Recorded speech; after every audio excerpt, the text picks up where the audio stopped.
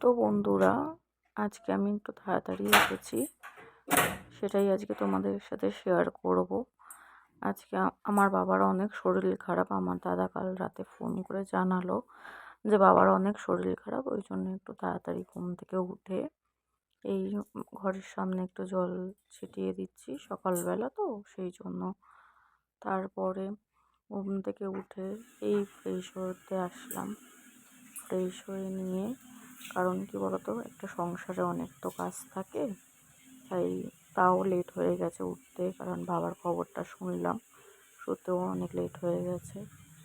Fresh হয়ে নিয়ে তারপর আস্তে আস্তে আমি কাজও শুরু করে দিলাম। কাজ তো আর তোমরাও তো জানো, বাড়ির তো আর একটা কাজ না। আর বৃহস্পতিবার আজকে অনেকটাই কাজ ছিল, আর তাড়াতাড়ি বেরোতেও হবে, সেই জন্য স্নান করে নিলাম।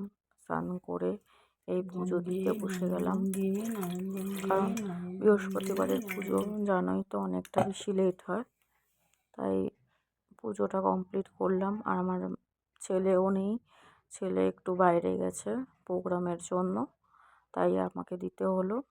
দেখো, আমার মা কালীকে তো তোমরা সবাই দেখেইছো, আবার দেখো কেমন লাগছে আমার ঠাকুর ঘর। সবাই কিন্তু কমেন্ট করবে, লাইক কমেন্ট শেয়ার সবাই করবে প্লিজ।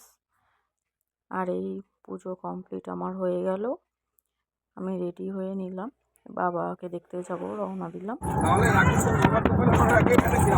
আমি আর আমার হাজব্যান্ড, এই যে আমার বাবা, দেখো শরীর খারাপ বাবার অনেক।